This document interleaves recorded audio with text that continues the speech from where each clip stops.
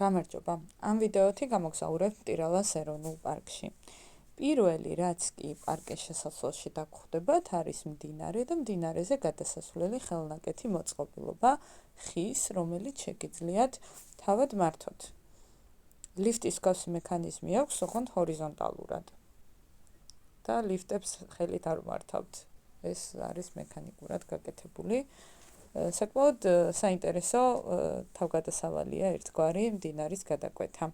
შეგიძლიათ ეს მდინარი სხვაგანაც გადაკვეთოთ ფეხით, მაგრამ მე გირჩევთ. ასევე ხედავთ zip-lines. Zip-line ჩვენ არ გვისარგებლია და ვერ გეტყვით რა ღირდა.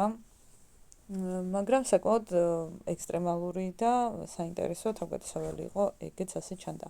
ასევე პარკში არის გაკეთებული, მე 7 წელი არ ყოფილვარ და არ ვიცი როდის გააკეთეს, ესეთი საინტერესო აქტივობები, რომ შეგიძლია რაღაცებზე იცოცო, გაიარო, ძალიან საინტერესოა. ეს არის გადასასვლელი ჩანჩქერისკენ და ტბისკენ, ჩვენ ტბისკენ წავედით თავიდან.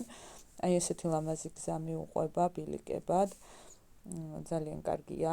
არის პატარა ხიდი მდინარეზე გადასასვლელი, ხლა კადრებში არ ჩანს. და საკმაოდ ესეთი შთამბეჭდავი ფოტოებიც გამოვა და ულამაზესი ადგილებია. გზიდან გადახვევას ალბათ ვერ მოახერხებთ, იმიტომ რომ ყველგან მინიშნებებია და ძალიან მარტივია. და აი მოვედით ტბასთან, ეს არის ტბის ზედაპირი, ეს არის წვიმის შემდეგი დღეები და ცოტა ამხრეული წყალია.